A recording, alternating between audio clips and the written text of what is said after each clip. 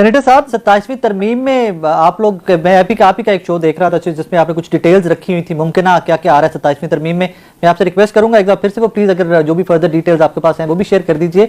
और क्या आप उस तरमीम में 27वीं तरमीम जो मेरी इंफॉर्मेशन है जी मुमकिन है गलत हो जी जो मेरी इंफॉर्मेशन है ये मंडे के आसपास आ रही है। मंडे को जो ना ये ले हो जाएगी और इसमें जो ना वो बहुत सारी बातें जो लड़ के खत्म करवाई थी, जो 5 हफ्ते की जो ना वो उसमें हमने पूरी कोशिश के साथ जो है ना वो उसको खत्म कराया था। आर्टिकल 8 के हवाले से, आर्टिकल 199 के हवाले से जहाँ पे हाई कोर्ट्स के इख्तियारात कम करने थे, आर्टिकल 200 के हवाले से, इस तरह से और बहुत सारी चीजें वो दोबारा मेरा ख्याल है कि दोबारा इस मंडे को तशरीफ ला रही है। किसी एक जो ना नंबर भी पूरा है सर इस दफा?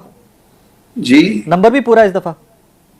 नंबर भी पूरा होगा और उसमें ये उनके पास जो है ना उन्होंने बहुत इसमें उनको जल्दी भी है शायद। जनाब हमने तो वही किया जो इमरान खान साहब ने instructions the, but at the same time एक मुतालबा बार बार था सुहेल अफरीदी साहब की जानिब से कि जनाब मुलाकात होगी तो काबीना बनेगी, काबीना बन गई, काबीना ने हल्फ भी उठा लिया। तो इस पे क्या कहा जाए कि जो सिस्टम की टर्म्स एंड कंडीशंस थी खैबर पख्तूनख्वा की गवर्नमेंट उसी तरह चलेगी या ये फर्दर एक रेजिस्टेंस का कोई नया मॉडल सामने आएगा? How do you decode that? ऐसा है कि मामला को अब दुरुस्त समत में चलने चाहिए। एक ने तो पहल करनी होगी, या दूसरी तरफ से पहल होगी या पीटीआई की तरफ से पहल होगी, मगर किसी एक को पहल करनी होगी जी। और अगर इस पे बहुत ज्यादा जिद किए बगैर जो है मामला को सीधा करने का अमल शुरू कर लिया जाए तो मेरा ख्याल मुल्क का फायदा होगा इसमें। That's fair enough. सर यहाँ पर एक और सवाल ये पैदा होता है कि सीएम केपीके का इलेक्शन हो जाए या कल सेनेट की एक सीट का इलेक्शन हो जाए, खैबर पख्तूनख्वा में सर पीटीआई का एक बंदा भी इधर से उधर नहीं हुआ।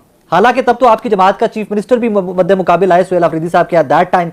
सर लगता ही है कि ऑपोजिशन बिल्कुल साइड पे है, जो मेजॉरिटी के पीटीआई के पास है केपीके में वो इंटैक्ट है एज इट इज।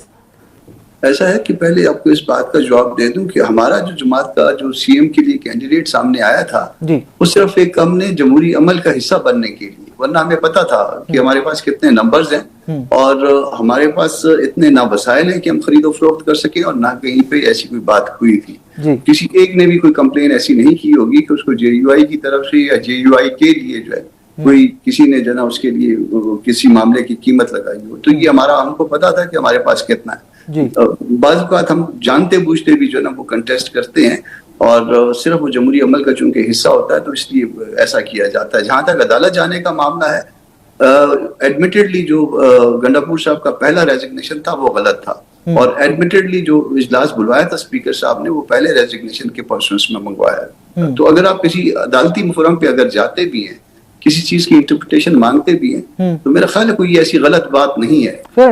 चूंकि वो रेजिग्नेशन गलत था, बाद में उन्होंने फिर रेक्टिफिकेशन की है, उसमें जो दोबारा नया इस्तीफा दिया, तो ये जो हम कह रहे थे वो अल्टीमेटली दुरुस्त साबित हुआ। लेकिन सर मेरा सवाल ये था कि तहरीके इंसाफ का की ऑपोजिशन जो भी आप भी जिसमें शामिल है केपीके के अंदर, सर जरा भी डैमेज नहीं कर सके उनको, एक भी वोट इधर से उधर नहीं हुआ। मतलब इससे बजाय दोनों इलेक्शन से सेनेट का हो जाए या सीएम केपीके का। ये आइडियल सूरत हाल होनी चाहिए, इसको अप्रिशिएट किया जाना चाहिए, मगर जो है ये ऐसा कोई वो नहीं है। मेरा ख्याल है कि इनकी तरफ से कोई बेहतर तौर पे हिकमत अमली इख्तियार की गई होगी, वरना सेनेट इसमें अपना 26th अमेंडमेंट में हमने देखा था कि इनके तकरीबन जो है ना वो 13 लोग इधर उधर हो गए थे मरकज में। यस, मरकज में। जी जी बिल्कुल। जी हाँ, तो वो इसमें तो अब भी इल्जाम इधर उधर देते हैं ना, मगर वो इल्जाम इधर उधर देने की बजाय जो है ना वो अगर वो 13 लोग वो देखें तो उनके पास उन्होंने नंबर पूरे कर लिए हुए थे। सर फिर मेरा सवाल ये होगा, इल्जाम तो मैंगल साहब भी देते आ रहे हैं कि उनके सेनेटर और वो भी इधर उधर हो गए थे। ऐसा है कि जो उस वक्त हालात थे, क्योंकि मैं उसका उन हालात का विटनेस हूँ और उसमें बहुत सारी चीजें फेस भी कर रहा था जी।